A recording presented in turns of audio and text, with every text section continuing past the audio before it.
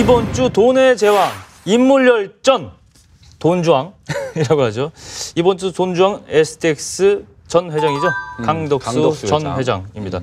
한때 뭐 셀러리맨들의 영웅이기도 했고 정말 롤 모델, 어떤 모델이기도 했고 모든 직장인들의 옛날에 그 제세 산업이라고 하는 또 산업도 있었고 하지만 이 신하들이 많아요. 강덕수 회장 같은 경우만 해도 13년 전에 상고 출신이 셀러리맨도 살다가 망해가는 회사를 자기가 직접 한번 살려보겠다고 해서 그 회사를 인수해가지고 지금까지 STX라고 하는 거대 기업으로 조선기업을 키웠죠. 10년 정도 만에 10년 만에 거예요. 이분 프로필이 어떻게 됩니까? 예, 프로필 한번 제가 한번 읽어볼게요. 간략히 말씀드릴게요. 1950년 8월 18일생, 올해 65세. 1983년 쌍용양해로 입사. 1990년 외환위기로 쌍용그룹이 무너지면서 당시 재무총괄 임원이었던 그는 이대로 퇴출시킬 수 없다며 쌍용중공업을 인수하게 됩니다. 바로 이것이 STX의 시작이죠. 2001년 STX그룹을 출범하고 과감한 인수합병으로 STX 조선, STX 에너지, STX 중공업, STX 펜오션을 설립해서 무려 단 10년 만에 재기 12위로 우뚝 올라섰습니다. 대단한데요. 미켈란젤로가 천지창조를 그렸다 그러면 강덕수 씨는 신화창조를 일으켰다 이런 표현이 무색하지 않을 정도인데요. 그렇지만 2008년 리먼 브러더스 금융위기 이후 기업이 휘청하면서 부실을 숨기기 위해서 분식회계를 단행했다 이런 혐의를 좀 받고 있고요. 신화창조 영웅에서 수천억 원대 횡령과 배임 혐의를 받는 비운의 주인공으로 일단 추락을 했습니다. 이분 강덕수 전 회장 보니까 나이 50살에 새로운 도전을 한 거예요. 50살에 시작하신 거예요? 네, 28년 동안 직장 회사원 노릇을 하다가 자기 전 재산 20억을 틀어서 쌍용중공업을 인수한 거 아닙니까? 그렇죠. 야, 이거 정말 쉽지 않은 결단이었던 것 같아요. 쉽지 않은 결단인데 이 강덕수 전 회장의 어떤 경영 스타일에 문제가 있었다 이런 얘기들도 들리는데 곽 박사님 어떻게 보세요?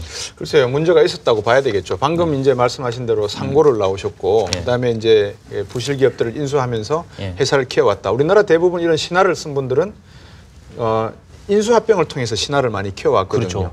근데 이제 강덕수 회장 같은 경우에 망해가는 회사를 갖다가 자기가 회사 생활을 하면서 벌었던 돈으로 매수를 하겠다는데 이게 일단은 맹점이 있죠. 그렇죠. 회사 생활하면서 이런 수억 원대의 돈을 어떻게 모아요? 20억 원대. 그다음에 그다음에 두 번째 반드시 이분이 인수합병을 할 때는 거기에 따르는 금융사들이 있었을 거예요. 보증을 서는. 그럼 이 금융사들이 그동안 어떤 행위를 했는지에 대해서도 문제를 삼아야 되는 거죠. 그러니까 아까 로비 이야기를 했지만 분명히 여기도 로비가 있었을 것이다. 저는 그렇게 보여지고요. 근데 이번 사건이 터지고 난 뒤에 지금 갚아야 할 돈이 어마어마하대요. 그래서 자기 집도 지금 팔아야 하는 서초동에 상황이라고. 있는 한 빌라인데 이 고급 빌라인데 이 집이 대한민국에서 제일 비싼 빌라라고 하죠. 그게요? 유명 회장들도 뭐 여러 채 구입을 해서 갖고 있고. 여기 엄청 좋아요. 옛날 단위로 이게 한 82평 정도? 272평방미터 정도 되는데 이게 시가가 100억 원대인데 금매로 내놔서 한 70억 원에 지금 팔릴 것 같다는 얘기를 들었습니다. 아니 근데 이분이 지금 돈이 없어가지고요. 국선 변호사를 선임해야 하는 상황이래요. 지금. 그러니까요. 이게 보통 이런 대기업 회장이 구속이 되거나 아니면은 이제 수사 선상에 오르면 이제 대형 로펌들은 굉장히 촉각을 곤두세우고 있어요. 돈벌이가 되니까 굉장히 큰 돈이 몰려 있거든요. 그런데 이제 이분이 대형 로펌을 선임을 안 하고 뭐 국선 변호인을 선임해야 된다 뭐 이런 얘기까지 나온 거 보면 글쎄요. 그게 진짜로 돈이 없어서 그런 건지 아니면 없는 척 하는 건지 그건 지켜봐야 될 것 같습니다. 참 이런 사람이 이런 사건이 터지니까 도와주겠다는 그런 로펌도 하나도 없고 이거 어떻게 해야 돼요? 저는 이분은 보면서 좀 안타까운 게 우리나라 재벌들은 전부 거의 대부분 세습을 통해서 돈을 물려받았잖아요. 이렇게 자수성가한 분들이 정말 잘 됐으면 좋겠는데 이 중간에 낭망한 게 너무 좀 안타깝습니다. 그렇네요. 근데 작년 올해 들어서 이런 분들이 좀 자수성가해서 물려받지 않고 성공하는 분들이 제대로 좀 성공할 수 있는 글쎄요. 토대가 돼야 될 텐데. 이쪽은 STS 조선이잖아요. 조선이라고 하는 것은 환율도 상당히 민감을 하고요. 그다음에 수주 물량을 5년 이렇게 뭐 10년치를 받기 때문에 대금 결제에도 여러 가지 좀 문제가 있어요. 그러다 보니까 이제 억울한 측면도 없지 않아 있겠지만 그 부를 이루어가는 과정 속에서 남들이 할 수 없었던 특별한 재주가 숨어 있지 않나 하는 그런 의심은 떨쳐버릴 수가 없는 점입니다. 이번 주 돈의 제왕, 인물열전, 돈주왕, 셀러리맨의 영웅에서 비운에 추락한 인물로 묘사되는 강덕수 전 STX 회장편이었습니다. 자, 이슈토크 전 우리 후반부 주제는 또 뭐로 할까요? 날씬한 몸매를 원하십니까? 39,900원, 30초 남았습니다. 원 플러스 원의 기회를 이용하세요. 오늘 홈쇼핑이에요. 홈쇼핑 저 할 말 있어요. 한때 유행했잖아. 홈쇼핑에서 이거 뭐라 그러죠? 하여간 이 건강. 이러면서 날씬한 몸매를 원하세요? 막 이러면서 고기 이렇게 막 돌리면서. 뭐 하여튼 홈쇼핑 구입할 수 있죠? 저 사실요. 하루에 15분씩 꼬박꼬박 똑같은 시간에 애청해요. 언제? 몇 시? 밤 10시 45분경부터 11시까지 15분간. 주로 그건 여자들 속옷 하는 거 아니에요? 그때는 IT 가전 많이 하고요. 속옷하고 많이 해요. 속옷 맞아요. 저 어제 샀어요. 그랬구나. 가서 볼게. 어제 샀어요. 장 교사님 뭘 사요? 우리 변호사님 점잖아서 별로 안 살 것 같은데. 아니요. 원래요. 숨겨진 내면 속에 다른 장주부가 있어요. 간장게장 사는 거 아니에요? 저한테 다 물어보세요. 그냥 사고 싶은 욕구가 막 생기는 거죠, 막. 제가 이제 주방 기구에 관심이 많아요. 주방 기구. 네? 요리. 주방 용품. 주방 용품. 그래가지고 그 주방 기구를 내가 이제 사놓은 게 몇 개 있단 말이에요. 예. 그걸로 어떻게 요리를 해먹으면 맛있나? 그거 모든 남자들의 공적이 되려고 하지 마시고. 참나. 오늘은 우리 이게 홈쇼핑 한 이유가 있을 거예요. 뭐예요? 이번 주에 핫 이슈가 이 장 변호사님처럼 홈쇼핑 애청자가 아니죠. 애용자들을 뒤통수를 때린 사건이 있어요. 그렇죠. 홈쇼핑 회사 비리 납품 사건. 그동안 어쩐지 모든 분들이 그런 말씀하더라고요. 이따 하니까 어쩐지 홈쇼핑에서 파는 물건들이 가격이 비싸더라. 원래 권력과 돈이 있으면 여기에는 항상 그 커넥션이 있게 마련이죠. 우리가 그걸 이제 마피아, 원전 마피아, 금융 마피아 이러는데 여기도 무슨 마피아 조직이 있는가 봐요. 그죠? 맞아요. 홈쇼핑 우리나라에 6개 채널이에요. 6개 채널이죠. 근데 5개가 이런 정과가 있는 거예요.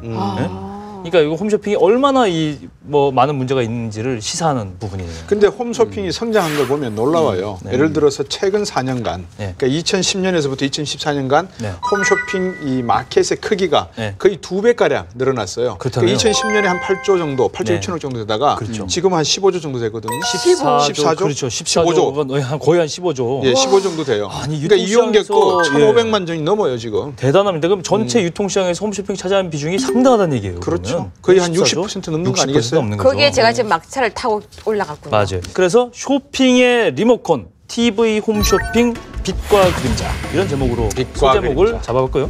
이 성장 한 20년 동안의 어떤 질곡의 역사, 비리의 역사를 한번 켜보도록 하겠습니다. 일단 국내 홈쇼핑이 첫 전파를 탄 게 1995년 8월 1일이에요. 3구 쇼핑이라고. 3구 쇼핑이라고. 숫자 3구 쇼핑. 맞아요. 그다음에 39번 채널에서 해서 3구 쇼핑이었어요. 그다음에 한국 홈쇼핑. 이게 나중에 한국 홈쇼핑이 GS로 가고 한국 홈쇼핑이 이제 CJ 홈쇼핑으로 가고 이렇게 하는데 여기서 퀴즈 하나 있습니다. 이게 정말 참 재밌어요. 뭡니까? 홈쇼핑 1995년 8월 1일 처음으로 판매한 제품은 이것과 이것이다. 이거 시청자분들 퀴즈 내시죠. 이거 퀴즈 경품으로 이걸 드리고 싶어. 너무 어려워 이거. 한번 뜯어보시죠. 네. 침대? 저는 뻐꾸기 시계가 첫 아이템이었어요. 자, 두 번째 거 보겠습니다. 뻐꾸기 시계. 만능 리모컨. 만능 리모컨이 뭔지 아시죠? 리모컨 그렇죠. 하나로 여러 개 에어컨도 하고 이렇게 했는데 맞아. 그 당시 뻐꾸기 시계를 3구 쇼핑에서 팔았는데 가격이 78,000원에 팔았고요. 1995년도에. 그러게 말이에요. 그렇죠. 큰 돈인데. 비싼 거예요. 이 만능 리모컨이 41,600원에 팔았어요. 그게 팔렸어요? 팔렸어요. 팔렸는데 몇 개나 팔렸대요? 팔리긴 팔렸다. 근데 팔렸는데 뻐꾸기 시계 7개 팔리고 7개. 리모컨은 그때 10개가 팔렸어요. 근데 그것도 이제 그 직원 관계자들이 사서 이렇게 그 출발한 내부에서. 홈쇼핑이 아까 말씀하신 그때 첫 해 당해년도에 95년도에 총 매출이 34억 원이었어요. 근데 아까 곽 박사님 말씀하셨지만 이제 14조 원, 15조 원에 가까운 시장으로 이제 폭발적인 성장을 제가 하게 된 거기 거죠. 그 홈쇼핑 성장에 큰 기여를 한 겁니다. 그렇죠. 그러다 보니까 홈쇼핑 핫 트렌드 333 세 가지가 있습니다. 뜯겠습니다. 머리 급해. 쇼호스트. 보통 우리 연예인들이 광고에 나오면 억대를 넘잖아요. 쇼호스트들도 이제 거의 연봉이라 그래야 되나? 연봉. 억대가 넘는 분들이 수두룩하대요. 쇼호스트 양성하는 양성기관도 유행이래요. 네, 스튜디오스 학원처럼요. 완전 아카데미가 생겼는데 앵커 학원이 한때 인기였는데요. 지금 앵커 학원보다 오히려 호스트 학원이 더 인기래요. 그렇죠. 이 학원을 양성을 이제 통과해서 나오고 나면요. 활동을 하는데 1억 이상, 연봉 1억 이상이 정말 많은데 불구하고요. 완전히 돈도 못 버는 정말 뒤에서 몇 번 출연도 못하고 출연해서 물건 몇 개 못 팔면 그림자로 떨어지는 그런 호스트도 많대요. 양극화가 심하네요. 네, 그럼요. 정말 기본급도 잘 못 받을 정도로 맞아요. 하는 사람도 많고 극과 극. 홈쇼핑이 탄생시킨 핫 트렌드 두 번째는 바로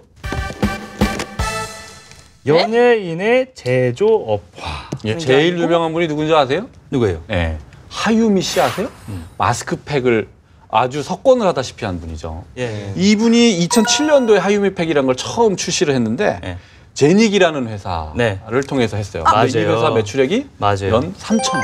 제닉이 하유미팩이에요? 저도 그거 써봤는데. 괜찮았어요? 그 회사 상장에 기여를 하셨군요. 근데 이 회사가 지금 2011년도에 코스닥 상장을 했어요.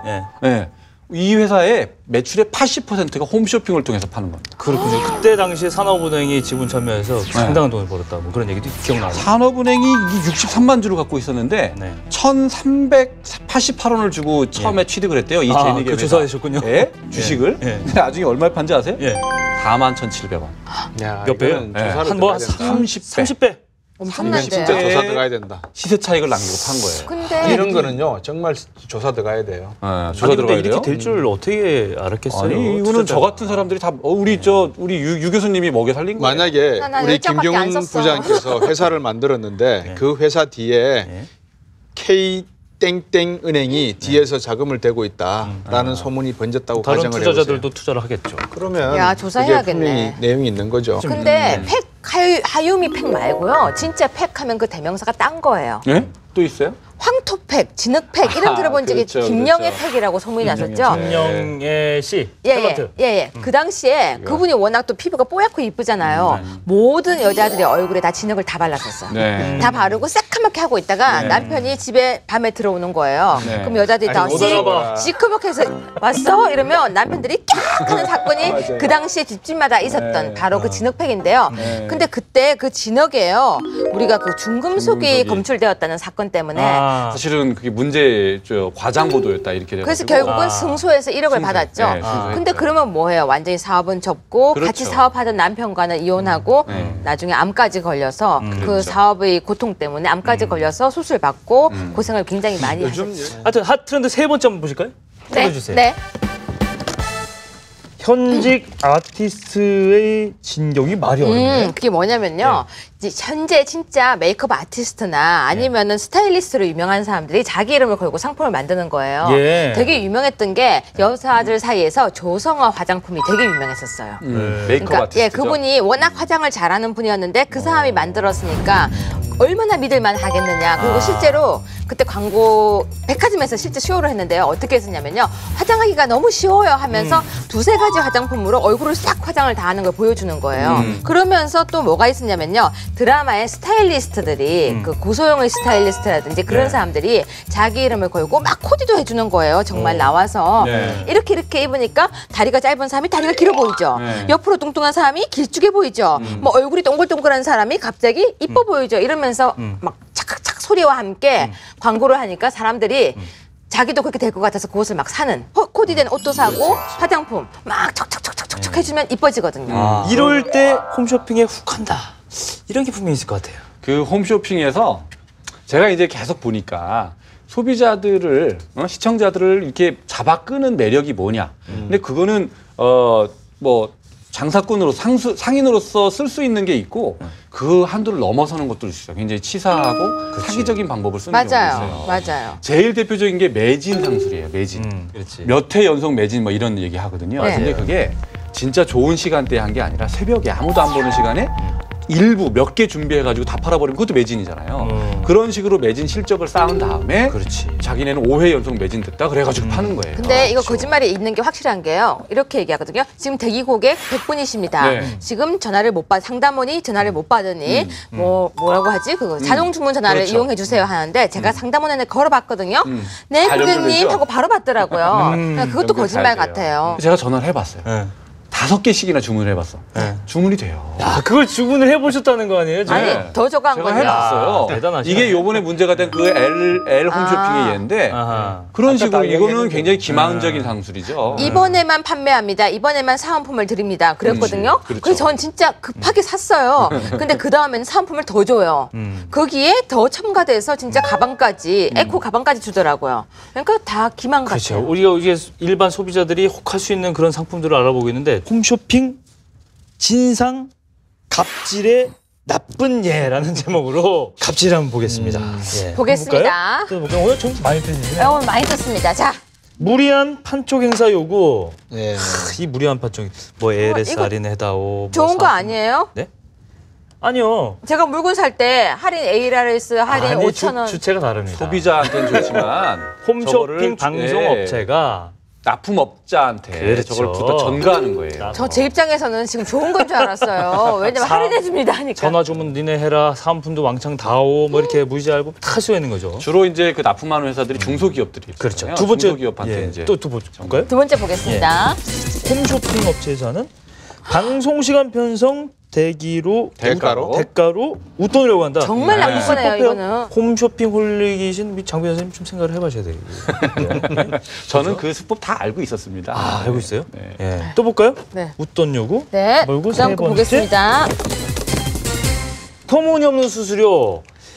저는요 홈쇼핑에서 물건을 팔 때 홈쇼핑 제작 그 홈쇼핑 방송 측에다가 얼마 주는지 몰랐어요. 네. 얼마 주는지 아세요? 이게 엄청나요. 이게 엄청나요. 6개 홈쇼핑을 조사를 했더니요. 네. 평균 판매 수수료의 34.4%가 수수료래요. 34%. 예. 네. 그러니까 이것이 품목마다 조금씩 다른데요. 남성, 여성, 의류인 경우에 39.7%, 약 40%에 육박하고요. 그리고 옷 한 개 팔면은 40%를 바로 홈쇼핑 회사에 줘야 된다는 거예요. 그럼 더 높네요, 수수료율이. 굉장히 높네요. 홈쇼핑 보면서 주문할 때 방송사에다가 거의 절반을 주고 옷 가게에다 옷 판매자에게 절반 주고 이렇게 하는 거네. 네, 그런데 네? 반반이네. 그걸 주고요. 또 모델료, 광고료, 물류비, ARS 주문 전화비, 그렇죠. 예, 그리고 반품 비용까지 다 납품업체가 다 가지고 있는 거래요. 그러니까 이 뭐예요, 납품업체들은 백화점에 가도 백화점한테 당하고 홈쇼핑 가면 홈쇼핑 업체한테 또 당하고. 아니 그 돈을 다 주는 거는 소비자잖아요. 그러게요. 소비자들은 그분들의 될 돈을 또 주고. 그러니까 백화점보다 홈쇼핑이 더 싸다라고 생각하는 게 이제 인식인데 그게 또 아닌 거예요. 맞아, 뜯어볼까요? 봐요. 방송을 일방적으로 취소한다. 그러니까 뭐 이렇게 해도 이건 저도 뭐 몰라요. 어떤 여타 사정에 의해서 기분 나빠서 취소할 수 있다. 이런 얘기겠죠. 심각한데요. 그러니까 방금 그 말씀을 하셨지만 이게 대기업과 중소기업 간의 어떤 갑질, 을질 이 비슷한 내용이거든요. 중간에 소위 말해서 브로커를 하나 끼는 거죠. 그 밴더라고 하는 거죠. 예, 브로커 역할을 하는 거예요. 그럼 여기에다가 모든 걸 일임을 하면 이 밴더가 방금 말씀드린 MD라든지 방송 편성이라든지 세 개 부분에 대해서 뭐라 그럴까요? 대행을 해주고 대행을 해서 이제 로비를 하는 거죠. 그렇지. 돈을 받겠네, 중간에서. 돈을 받겠죠. 네. 그러니까 여기서 생기는 마진들이 밴드에게도 줘야 되죠. 그다음에 또 이 업체에다가도 로비하니까 상품을 줘야 되죠. 그러니까 결국은 납품업체 입장에서 보면 이것이 방송 시간대에 자기 브랜드를 선전한다. 결국 CM이라고 하는 메이저 방송사에 광고를 내지 못하니까 돈이 너무 많이 들어서 저비용으로 광고를 하는 셈치고 대부분의 마진을 이들에게 주겠다라고 하는 의도가 깔려 있기 때문에 그렇죠. 이 갑질을 어떻게 할 수 못하는 거예요. 그럼 남는 장사가 아니고 손해 본다는 걸 알아도 그냥 당하는 광고 효과 거네요. 때문에. 그냥 하는 거죠. 이런 이제 행포를 벌일 때 소비자와 또 법을 하시는 분들이 계시니까 어떤 규제, 네. 관리 감독 이게 모두가 한 목소리를 내야 되거든요. 그러니까 우리나라가 소비자 보호원도 있고 하지만 이런 부분에 대해서 소비자들이 그냥 귀찮아서 전화 안 하고 반품 요구를 안 하고 그냥 넘어간단 말이죠. 네. 근데 이런 것들을 전부 다 소비자 보호원이나 법적인 측면에서 관리 감독할 수 있는 그런 제도도 필요하죠. 제가 눈을 부릅뜨고 보고 있지 않습니까? 애용자니까 애용자의 책임을 다하십시오. 저 사람들이 어떤 또 꼼수를 부리는지 다 보고 있습니다. 근데 저는 알겠어요. 꼼수까지는 모르겠지만 유통 과정을 좀 확실하게 공개했으면 좋겠어요. 네. 정말 철저하게. 그래서? 그리고요, 네. 이상한 물건은 안 팔았으면 좋겠어요. 알겠어요. 그 화면 앞까지는 모두가 다 투명해요. 네. 문제는 이 스크린 뒤쪽이 투명하지 않다는 거죠. 맞습니다. 세상의 모든 이슈를 돈으로 풀어본다. 지금까지 이슈토크 쩌리였습니다.